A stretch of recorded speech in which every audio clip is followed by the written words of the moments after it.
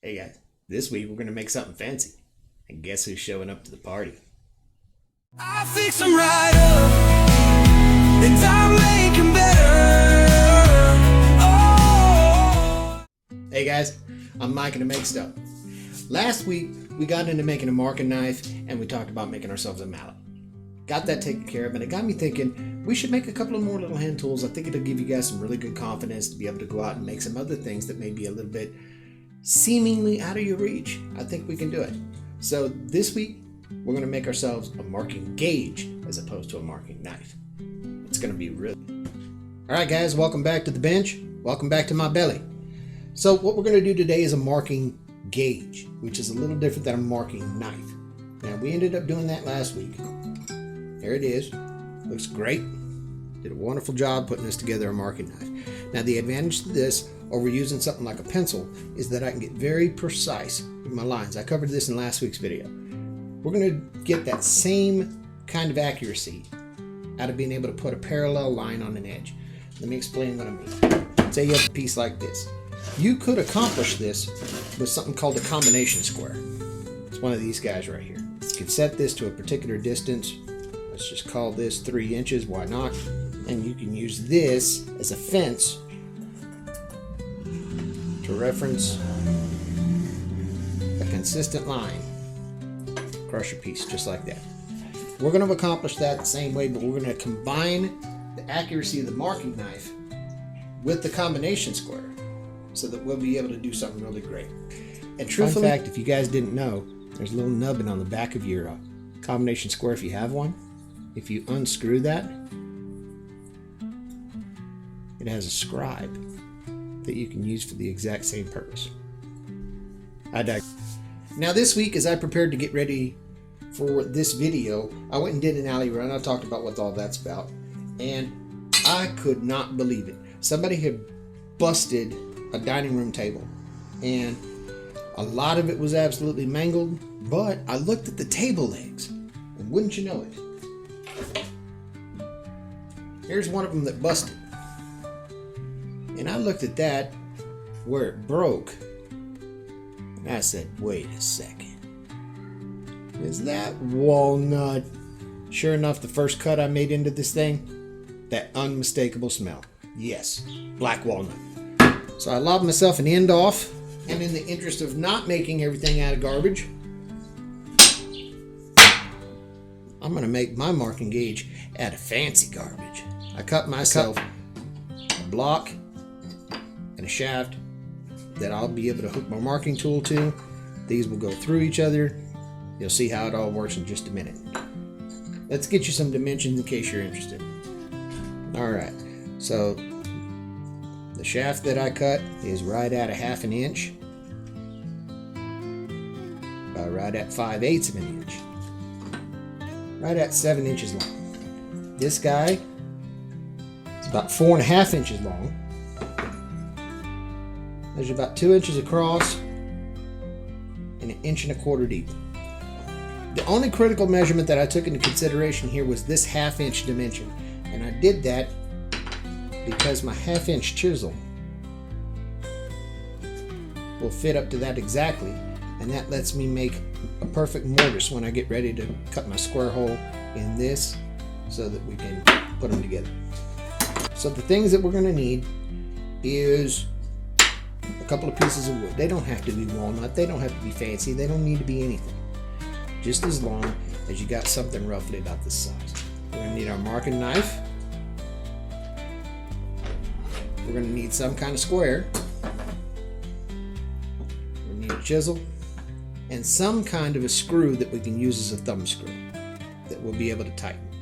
I'll get to what kind I'm going to use in just a little bit. Let's go ahead and get started with layout and measurement first. Oh, and of course, you're going to need a mallet. Alright, so I brought you guys in pretty close so you could see what I was up to. What I'm going to do first is I'm going to find the center of my block. And to get the center, all I need is any straight edge. And I'm going to draw from one corner to the other to show me where the middle's at.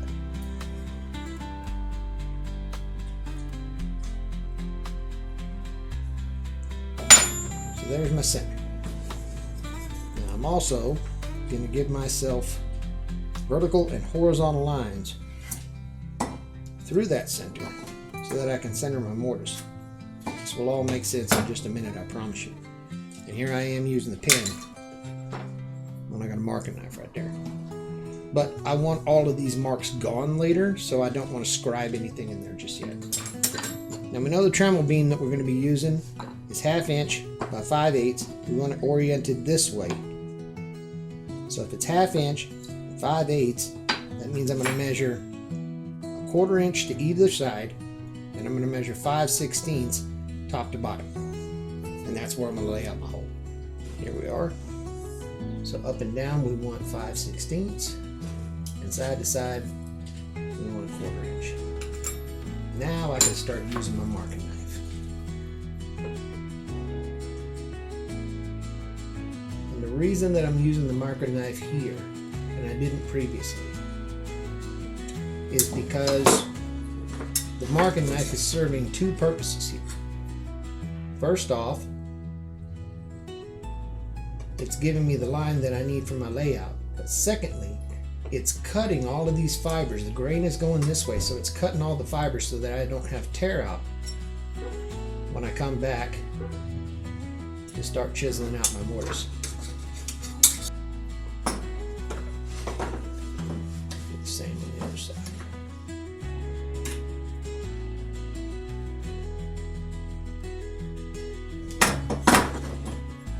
And there we are. There's my square layout. My beam to pass through. Now I've purposely made that just a little bit small. It's almost the exact same dimension as this, which means when I try to shove it in there, when I try to insert, goes in that hole. The point is it's going to be really tight. Oh jeez, this doesn't get any better. I want a snug fit, and then I can sneak up on adjusting it to make it so that it will move cleanly through our mortise. God, that was awkward. Alright, so what I did was I grabbed one of these parallel clamps that I had. You can get these down at the Harbor Freight or something. They're really easy to find. And I clamped my block into the parallel clamp, and then I clamped it to my bench. So now this is solid. It's not going anywhere. I can start my chiseling operation. Maybe you can see a little better. Those lines that I made with my marking knife are very, very fine. So it may be difficult for you to see them on camera. But I have a defined square centered at 5/8 by 1/2 inch. Sitting right there. Let's go ahead and start. We got our 1/2 inch chisel. Alright, booger mallet, time to go to work. The first thing we're going to do is I'm going to set my chisel with my bevel this way, and I'm going to give it just a tap to continue severing those fibers. And I'm going to do the same to the other side. Then I'm going to do this way. Basically just cement the outline of the area that I'm going to chisel out.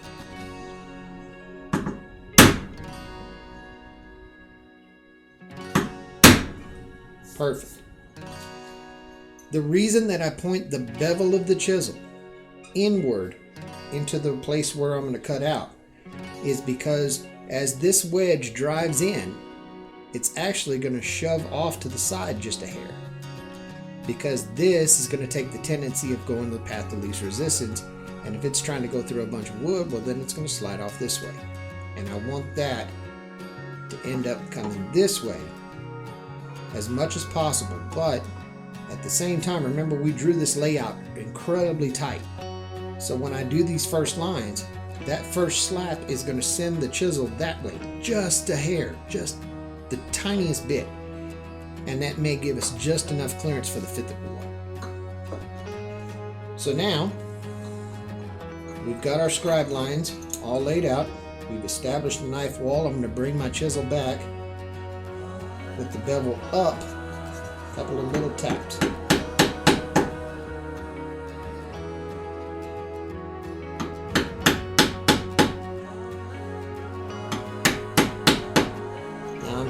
incredibly gentle because I don't want to break any of the wood outside of the mortise that I'm making. So I'm going to gently work myself in a nice bevel. Just like that. Let's do the same to the other sides.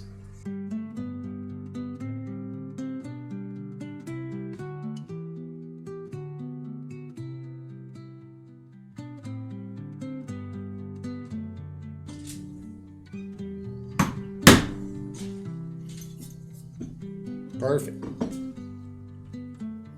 Now all we need to do at this point is we need to ensure that we continue to go in at an angle, in at an angle, and slowly but surely take out more and more of this until we got a nice straight line.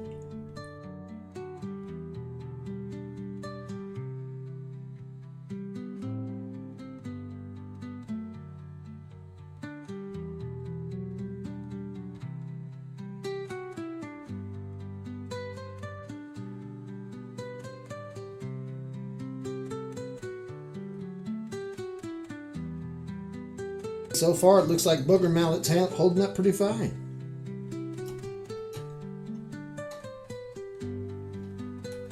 Rocking my chisel, gently putting as little pressure as I can because I don't want to hit so hard that I end up blowing off this side of it because I was pushing too hard.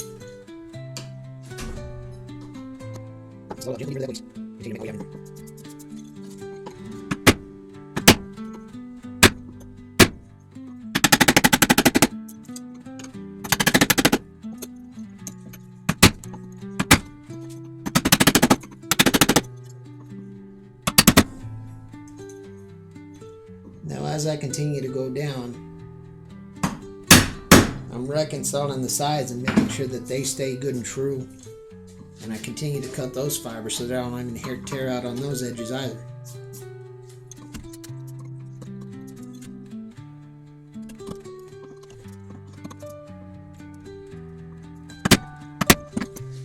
Alright guys, well I'm sure you didn't sign up for an ASMR chiseling video. So I'm going to continue knocking this out until it's time for me to turn over to go to the other side and get the rest of my mortise cut out.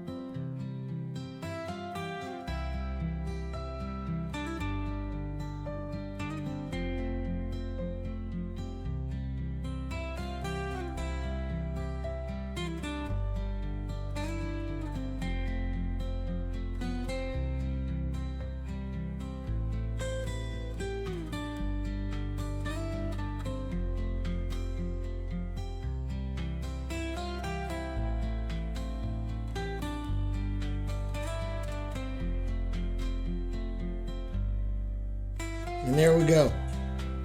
A nice clean mortise cut through our block. Let's check and see if our fence fits. Not even close. That's good news. We're going to take a file, we're going to refine this until this glides in and out like butter. Stop it.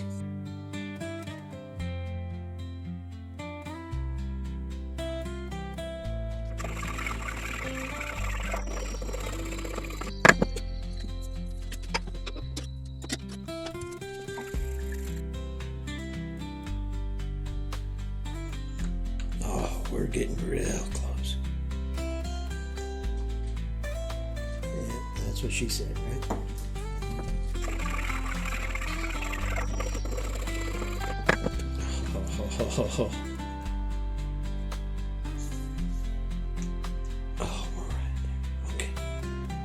little bit more.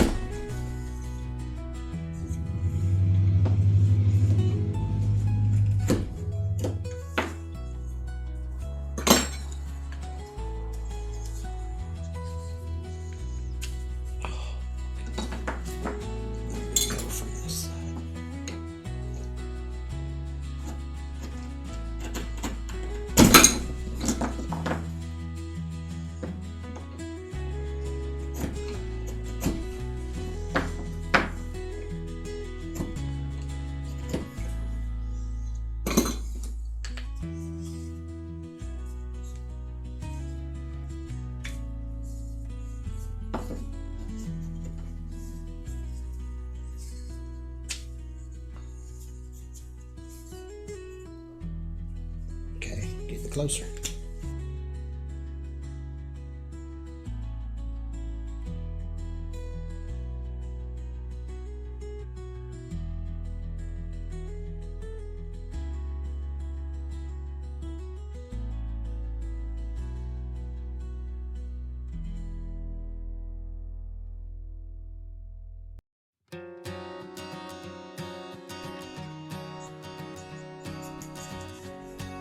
Hey. That's not bad. We are super close. Take another smidge off that.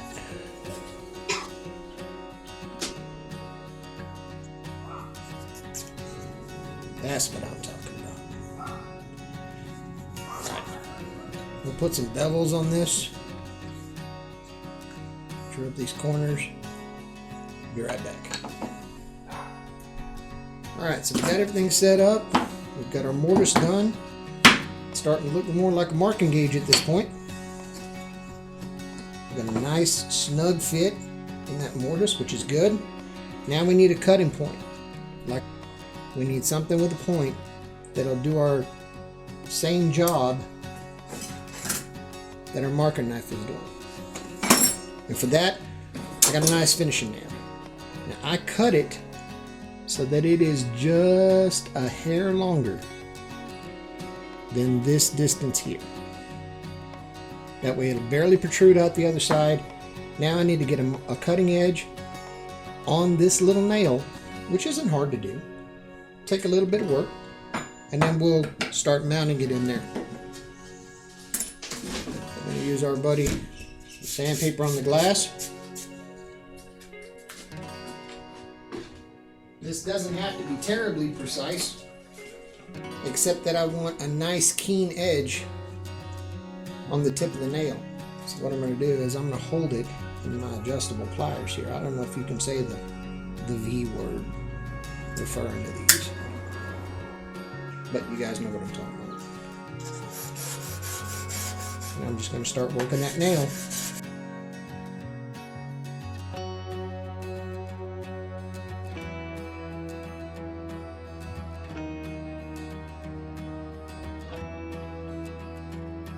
That's going to work real good. All right, out of the way.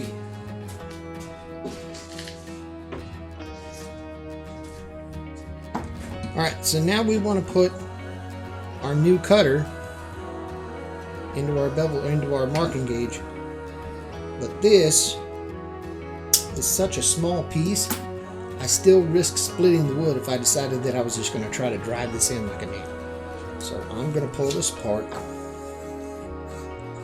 and I'm going to draw me a very small pilot hole to guide this nail through. Alright, looks like number 50 is going to be our winner. Now I'm talking about drill bits in terms of arbitrary numbers, like number 46, number 50, letter L, letter Z. Those are specifically precision drill bits for machinists. You may not have them, but I believe, like many things, the Harbor Freight sells them if you're interested in getting a set. With this drill bit being so small, I'm literally just letting the weight of the drill push the bit through. And that let me eliminate any chance of tear out. Now when I do this, I want the cutting head that I just created to face perpendicular to my bar. I want it to go this way so that when I draw, I'm cutting rather than scraping a big gouge in things. There's nothing fitter than taking an itty bitty beam with some itty bitty pliers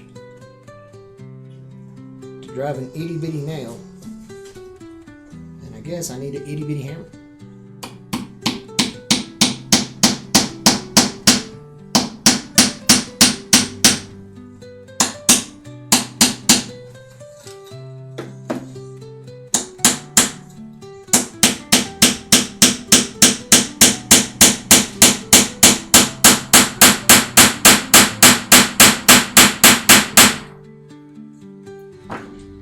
And that's exactly what I wanted.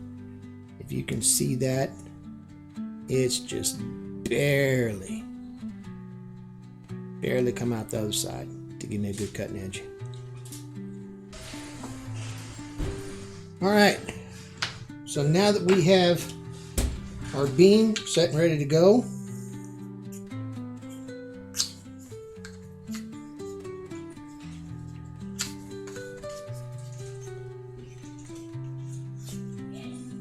that's looking good. And again, because this is wood, it'll loosen up a little bit over time. So having a snug fit like this is just fine.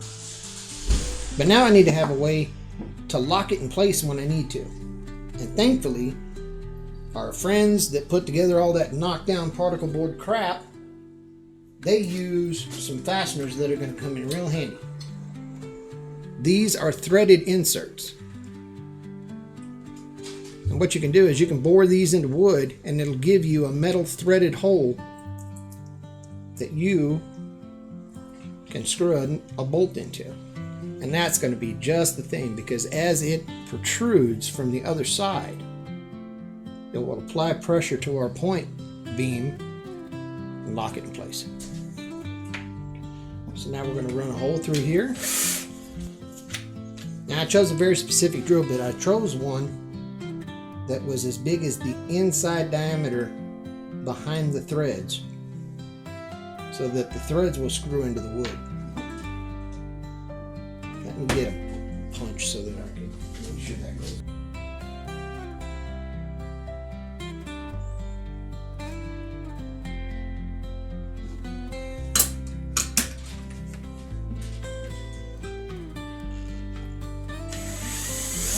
This is taking a very long time to drill because I want to be real gentle. I don't want to force this through and blow out the other side.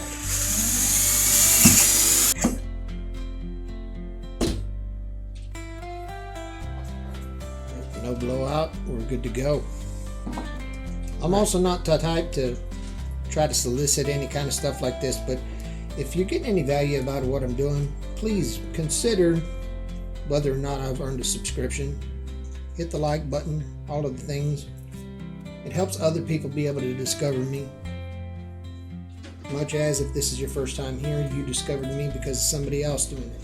Alright, let me grab an Allen wrench. We'll drive this guy home.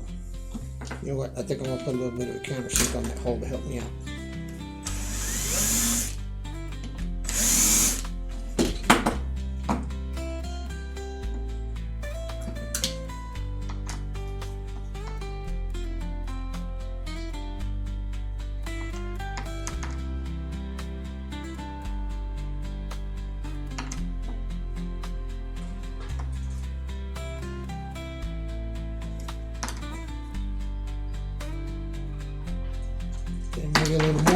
sink to help me out a little more.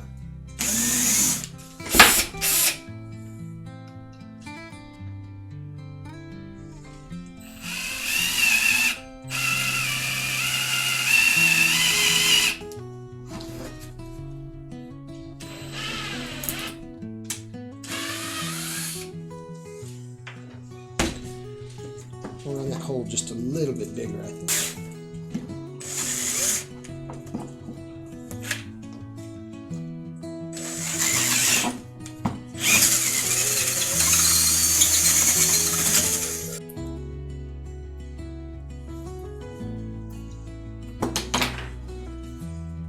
No way. Oh, we started blowing out the top of the layers over here. Okay, let me get a little bit bigger. We'll save this guy.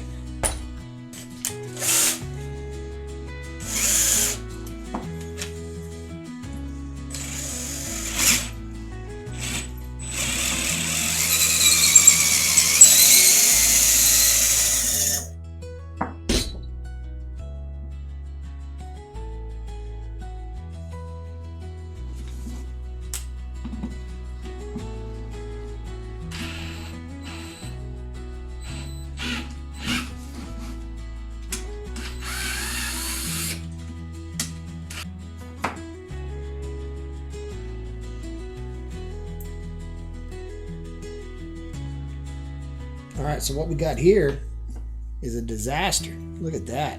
Completely blew that out. But I'm going to show you how to fix it. I saved the chip. And that guy will go right back in there where he belongs. So we're going to salvage this. It'll be fine.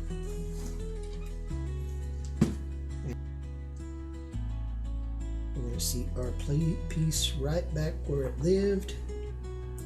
Get a clamp on that guy and let it dry. All right, we got our pieces back in there. Let's hit over to the sander. We'll see if we can hide our crimes. Give me just a minute. All right, we're a lot better. We still got a little bit of booger. We're gonna fix that real quick. For those of you that are super brand new, you may not know this, but all of you that have been around the block a couple of times, you know what I'm about to do. A little drop of glue right there. Just a drop. A little drop of our walnut sawdust. We'll smear it right in that little hole.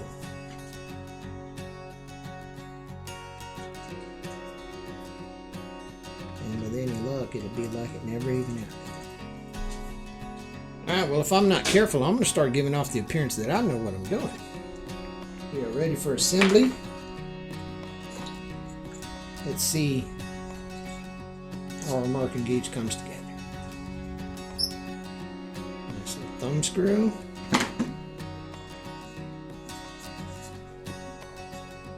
And we're locked in. And there we go. Let's see what we can't do. We'll find some finishing. See if we can't turn this disaster into something a little bit less disastrous.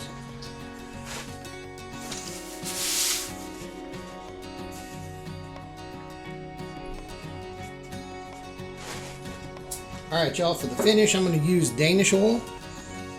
And the reason I'm doing that, specifically so you know, is I want some type of finish that is going to penetrate into the wood rather than coat on top of it. Because remember how tight this tolerance was there? Even adding a bit of finish could change how that is and make it inoperable. So we're going to get something that soaks in rather than sits on. Let's see how this wood pops. Once we got some good finish on it. Look at that! Ooh, ooh, Lord, this thing is going to be pretty. Look at that. Oh, that stuff is nice.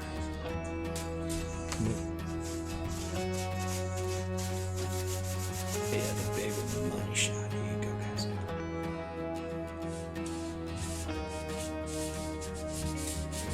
Ooh, Lord. Look at that thing. Alright, y'all. I'm going to give this just a little bit to soak in. I'm going I'll come back and hit it with 2 or 3 more coats. We'll take a look at the finished product.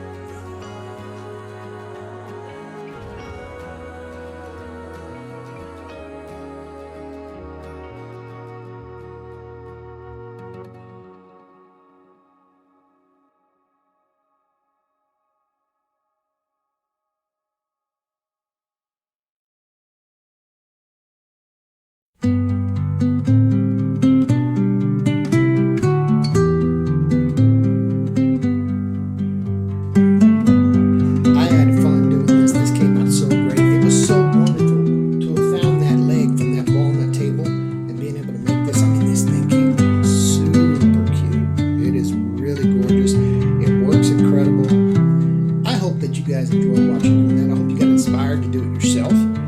I think I want to keep this, but I don't. I think it's too pretty for the things that I do right here, if I'm being honest. You know what? Matter of fact, if one of you guys would like to have this marking gauge, you guys leave me a comment in the description. Let me know. Like, subscribe, share this with your friends. We'll keep on making incredible things every week. Thanks again, guys. I really appreciate you. Have a good week. I fix them right up, and I'm